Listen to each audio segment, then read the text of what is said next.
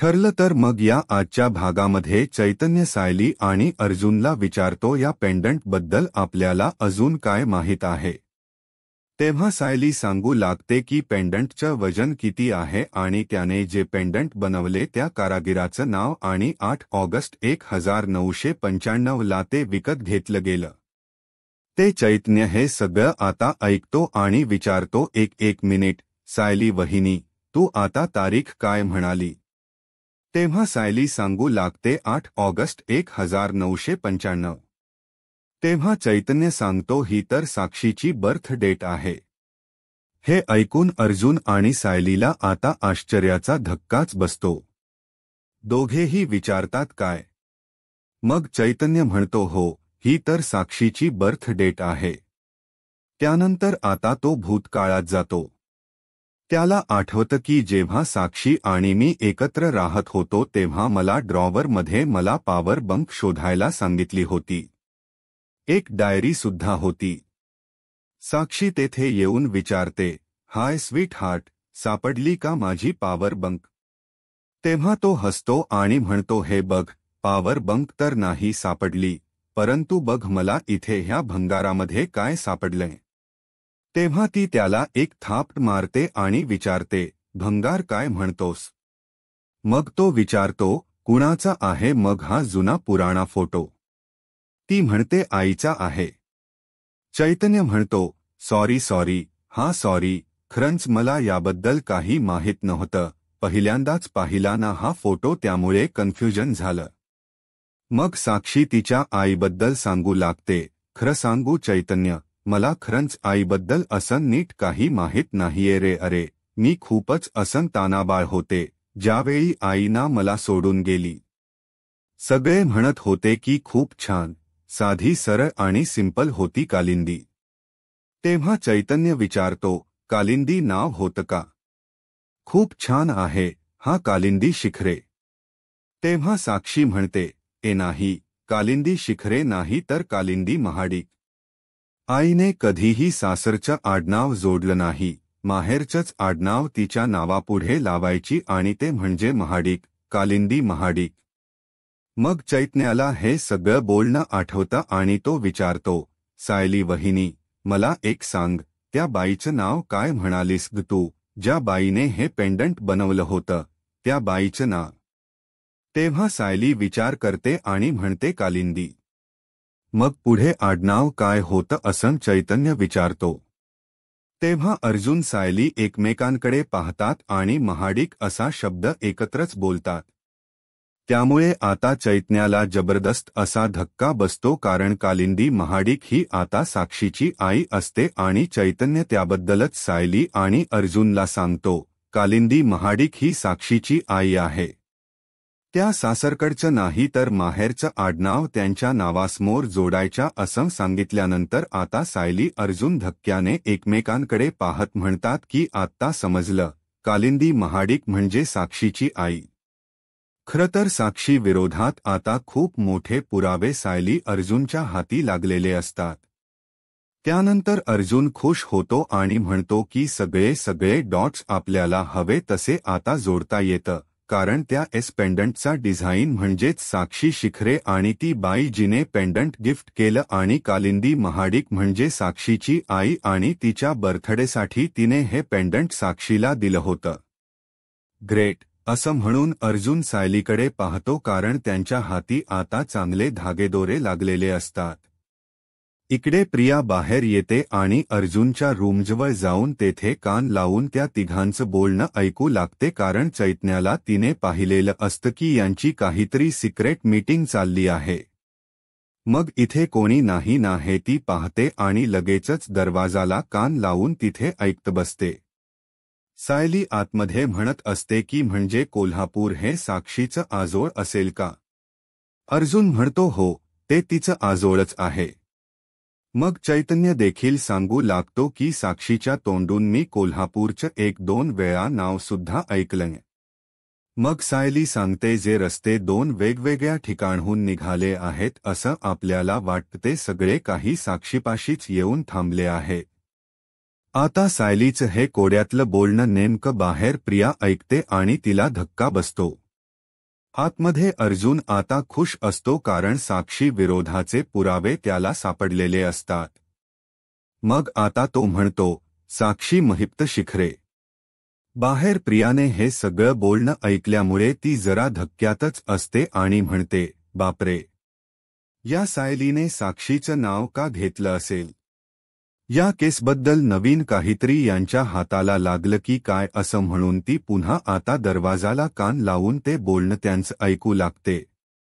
आता समोरच कल्पना आणि प्रतापची रूम असल्यामुळे कल्पना नेमकी रूममधून बाहेर येते आणि समोर तिला प्रिया दिसते आणि ती चोरून चोरून बोलणं ऐकतीये. सायली अर्जुनचं हे तिला समजलेलं असतं आणि म्हणूनच ती आता चिडते आणि तन्वी, अगं काय चाललंय काय तुझं, असं मोठ्यानेच विचारते.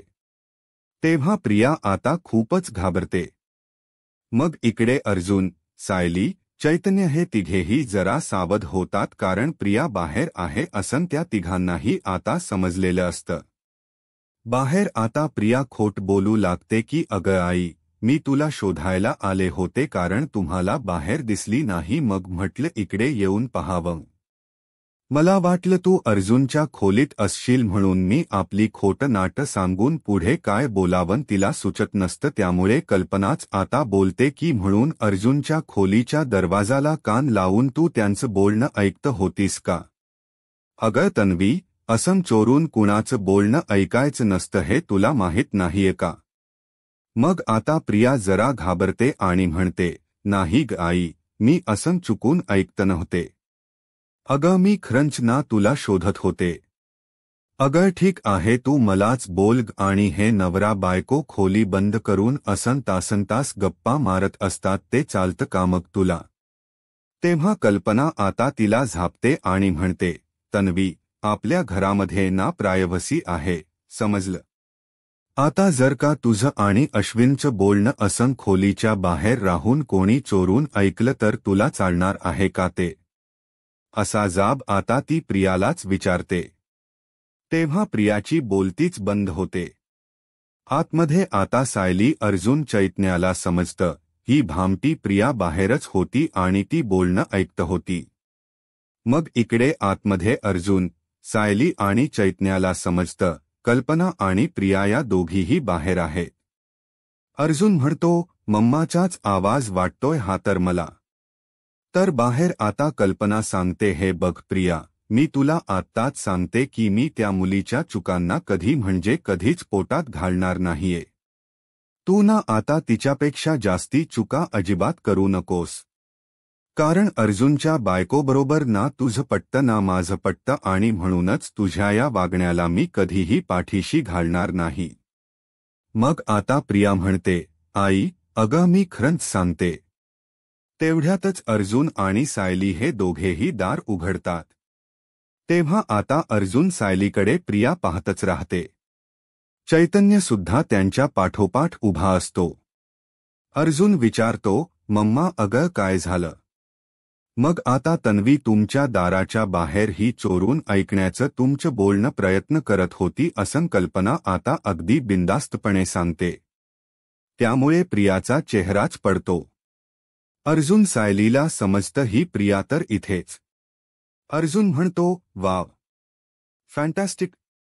म्हणजे आम्हाला ही गोष्ट तर माहीत होती पण आता मम्माला सुद्धा समजली आहे. तेव्हा कल्पना म्हणते, मी आता तिला समज दिली आहे त्यामुळे ती पुन्हा असं करणार नाही, पण घरचे वाद एवढ्या मोठ्या थराला घेऊन जाऊ नका. आता इथून पुढे थोडीशी डिग्निटी ठेवा.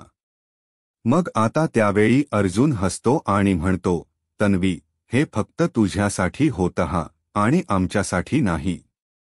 तेव्हा प्रिया सांगू लागते, आई, अगं माझ्यावर विश्वास ठेव ना, मी खरं सांगते अगं तुला.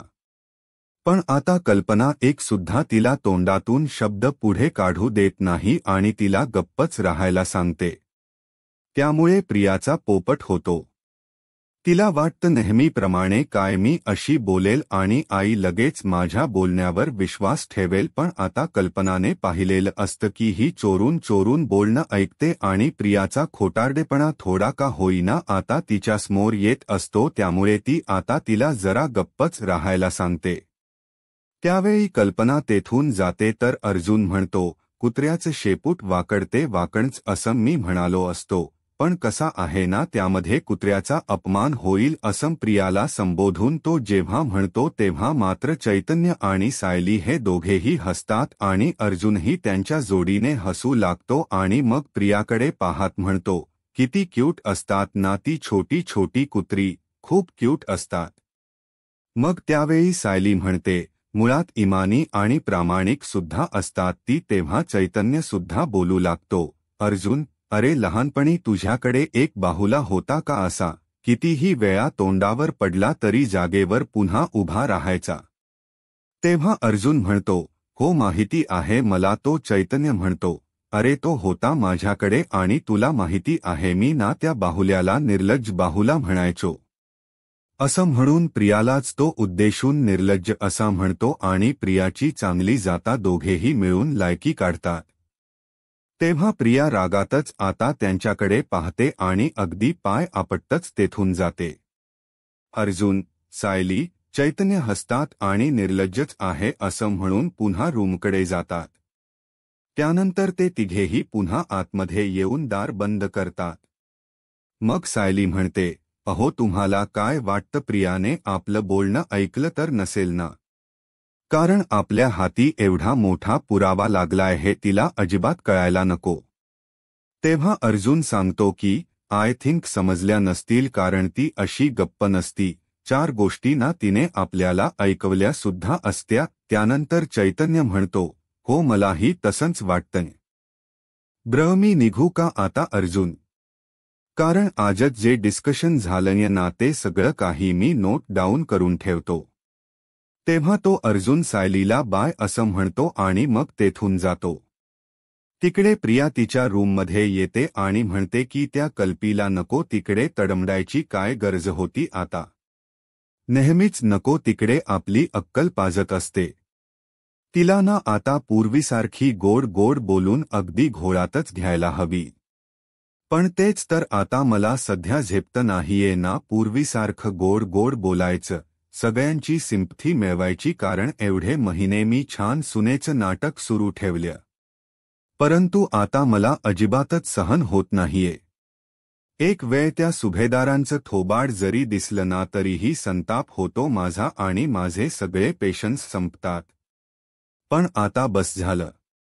एकदा का त्या सुभेदारांची सर्व इस्टेट माझ्या नावावर झाली ना, मग एकेकाला लात मारून मी अशी घराबाहेर काढणार. सायली अर्जुनला सांगते, चैतन्य भाऊजींना साक्षीच्या सगळ्या वैयक्तिक गोष्टी माहीत आहे, याचा आपल्याला खरंच खूप उपयोग होतोय ना. अर्जुन म्हणतो, हो ना पण त्या कालिंदी महाडिकचा प्रॉब्लेम सॉल्व्ह झाला तरीही अजून एक कोड आहेच. कारण कालिंदी महाडिक यांनी म्हणजेच साक्षीच्या आईने ते पेंडंट साक्षीच्या बर्थडेला घेतलं हे तर आपल्याला माहीत आहे. पण कोर्टामध्ये कसं प्रूव्ह करायचं साक्षी आजपर्यंत हे पेंडंट वापरत होती ते, त्याचा उरलेला तुकडा सुद्धा तिच्याकडेच आहे. तेव्हा सायली सुद्धा या गोष्टीचा विचार करते आणि म्हणते की हे सिद्ध कसं करणार आहोत आपण. मग तो आता उरलेला तुकडा आपल्याला मिळवायलाच हवा. तेव्हा अर्जुन आता म्हणतो, मला काय वाटतं साक्षीकडे बरेच दागिने असतील आणि तो उरलेला पेंडंट तुटल्यानंतर ती असा जपून का ठेवेल? तिने टाकून दिला असेल का? तेव्हा सायली म्हणते, अहो असं काय? असं हिरेजडीत पेंडंट कुणी तुटलं म्हणून टाकून नाही देणार. अहो ती तिच्याकडे ठेवणारच ना ते, कारण भलेही ती वापरत नसेल पण तिने ठेवलं असणार ते, कारण खूप महागातलं होतं ते. तेव्हा अर्जुन सांगतो, अगं महाग तुझ्या आणि माझ्यासाठी, पण महिप्त शिखरेच्या मुलीला त्याने काहीही फरक पडत नाही. तेव्हा सायली म्हणते, पण तरीही तिने तो पेंडंटचा तुकडा स्वतःकडे ठेवलाय का हे शोधण्याचा आपण प्रयत्न तर करायला हवा ना. तेव्हा अर्जुन म्हणतो, ऑफकोर्स आपण करूयात. पण जरीही ते पेंडंट सापडलं तरीही सुद्धा एक खूप मोठा प्रॉब्लेम आहेच. तेव्हा सायली विचारते, काय आणखी एक प्रॉब्लेम? तेव्हा तो विचारतो, तुला आठवतंय ना, आपण जेव्हा आश्रमात गेलो होतो तेथे आपल्याला जे काही सापडलं होतं ते सगळे पुरावे आपण पोलीस स्टेशनमध्ये सबमिट केले होते, जे आगीमध्ये डिस्ट्रॉय झाले. तेव्हा सायलीला आता आठवतं की कशाप्रकारे अर्जुनने तेव्हा मला ही बॅड न्यूज सांगितली होती की जेव्हा आम्ही पुरावे गोळा केले तेव्हाच नेमके ते आगीमध्ये डिस्ट्रॉय झाले होते. त्यावेळी आता सायलीला हे आठवल्यानंतर ती म्हणते, हो माहिती आहे. अर्जुन म्हणतो, हा फक्त सोन्याचा तुकडा आणि ते व्हिजिटिंग कार्ड आपण आपल्याकडे ठेवलं होतं आणि म्हणूनच आपल्याकडे ते अगदी सेफ राहिलं. तेव्हा अर्जुनला आता आठवतं की जेव्हा मी 5 एव्हिडन्स पोलिसांकडे दिले होते तेव्हा त्यातला सोन्याचा तुकडा मी माझ्याकडेच ठेवून घेतला होता. पण आता कोर्टामध्ये कसम सांगायचं की आपण हे 2 पुरावे आपल्याकडेच ठेवून घेतले होते. जरीही त्या पेंडंटचा तुकडा या तुकड्याशी मॅच झाला तरीही हे प्रूव्ह म्हणून कोर्टामध्ये दाखवायचं तरी कसं? तर आता अर्जुन सायली त्याच विचारात पडतात, पुढे करायचं काय? दुसऱ्या दिवशी सायली किचनमध्ये जाते आणि आपलं काम करत असते. तिच्या मनात आता एकच विचार असतो की साक्षीने त्या पेंडंटचा तुकडा खरंच टाकून दिला असेल की तिच्या जवळच ठेवला असेल. हे शोधायचं तरी कसं? आणि जर तिने ते ठेवल असेल तर तिच्या घरात ते कुठेतरी असणार म्हणजे असणारच, पण असं महिपच्या घरात शिरणं खूपच अशक्य आहे. आता सायली हा विचार करत असताना विमल तेथे येते आणि म्हणते, पहा ना, रात्रीची किती भाजी शिल्लक राहिली आहे. सायली आता ती भाजी पाहते आणि विमलला विचारते, परवा जी वांगी बटाट्याची भाजी केली होती ती सुद्धा अशी शिल्लक राहिली होती ना? त्यावेळी विमल म्हणते, हो, आणि तुम्ही ती गवाराची भाजी केली होती ना तेव्हा घरातील सगळ्यांनी अगदी आवडीने खाल्ली, फक्त तन्वी ताईंनी अजिबातच ती वाढून घेतली नाही. अहो, त्यांच्या आवडीच्या भाज्या नसेल ना तर त्या हातही लावत नाहीत. मग ते ऑनलाईन पिझ्झा वगैरे मागवत बसायचं आणि खात राहायचं. त्यांच्या वाटणीचं सगळं अन्न अगदी शिल्लक राहतं. मग आता सायली म्हणते की तिला एवढी कळत नाहीये का? तिच्या वाटणीची ही भाजी शिळी झाल्यावर कुणाला तरी खावी लागणार आहे, नाही तर ती वाया तरी जाणार आहे. आणि तसंच आपल्या घरात आपण अजिबातच अन्न वाया जाऊ देत नाही. आणि आता हे मला प्रियाला सांगावंच लागणार आहे. तेव्हा विमल सांगते, सायली ताई, अहो जाऊ द्या ना, त्यांना नेहमी तसंच करत राहणार आहे. पण सायलीचं आता डोकंच हललेलं असतं. ती चिडते आणि लगेचच एक ताट घेते, एक चमचा घेते आणि मोठ्या मोठ्याने ते वाजवू लागते. मग आता ती खूप मोठ्याने असा आवाज करते आणि अगदी हॉलपर्यंत ते वाजवत जाते. तेव्हा सायली ताई, अहो शांत रहा असं विमल सांगते तरीही ती ऐकतच नसते. मग आता तेवढ्यातच प्रताप सुद्धा तेथे, त्या पाठोपाठ अर्जुन, कल्पना, प्रिया आणि अश्विन आणि पूर्णा आजी हे सगळेजण तेथे एकत्र आलेले असतात. तेव्हा सगळेजण तिला थांब म्हणतात परंतु सायली ऐकतच नाही. प्रिया मोठ्यानेच म्हणते, अगं थांब. तेव्हा सायली कशीबशी आता ते ताट वाजवायची थांबते. मग प्रिया विचारते, काय ग, हा ठणाना काय लावलाय सकाळीच्या वेळी इथे, अगदी कान फुटले माझे. तुला कळत नाही का? तेव्हा सगळेजण आता सायलीकडे पाहतच राहतात पण एवढं कोणी चिडलेलं नसतं. मग सायली तिला झापते आणि म्हणते, तू वेळच आणली अशी आहे, मला ना असा ठणाना करावाच लागतोय म्हणून. तेव्हा पूर्णाजी विचारतात, पण एवढं झालंय काय? तेव्हा आता सांगते हा पूर्णाजी असं सायली म्हणते. विमलला जरा कालच्या भाजीचा बाऊल घेऊन येता का असं विचारते. तेव्हा विमल हो असं म्हणून किचनकडे जाते आणि तो भाजीचा बाऊल घेऊन येते. तेव्हा सगळेजण एकमेकांकडे आश्चर्याने पाहतात. कुणाला काहीच समजलेलं नसतं की सायलीचं नक्की चाललंय काय.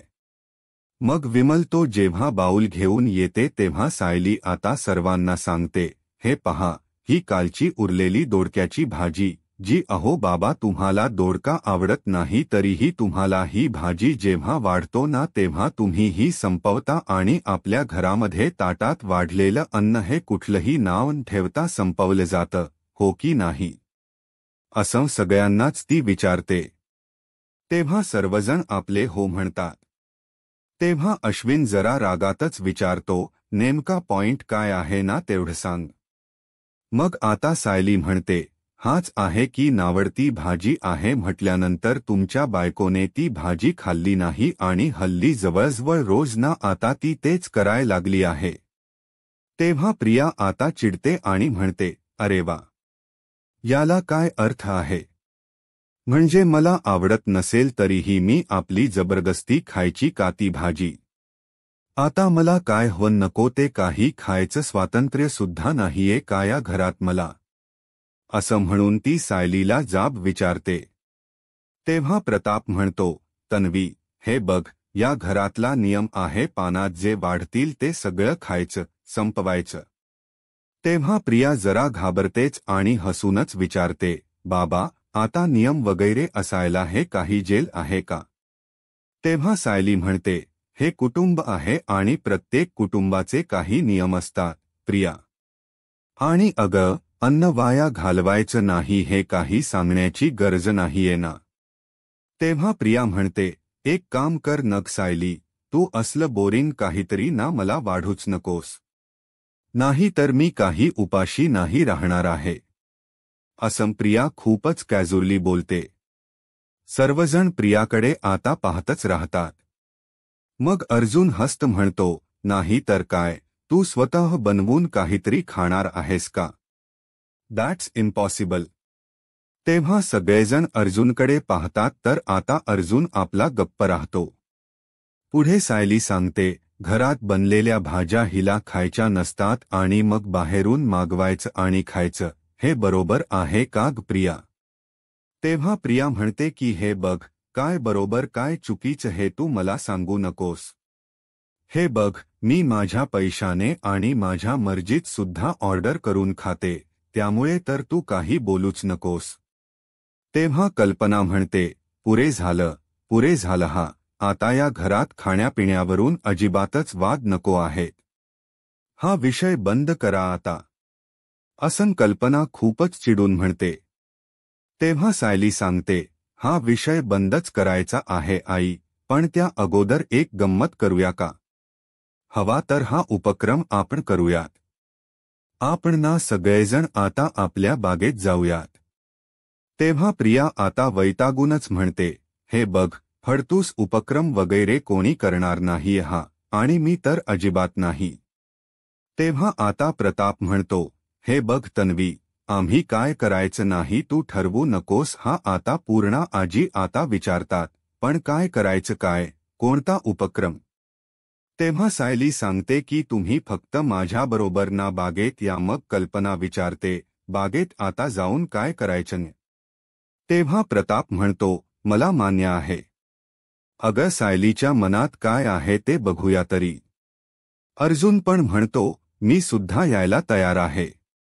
अश्विन म्हणतो, पण आपण सगळ्यांनी आपला वेळ उगीचच का वाया घालवायचा आहे? तेव्हा प्रिया म्हणते, हो तेच म्हणायचं मला. अश्विन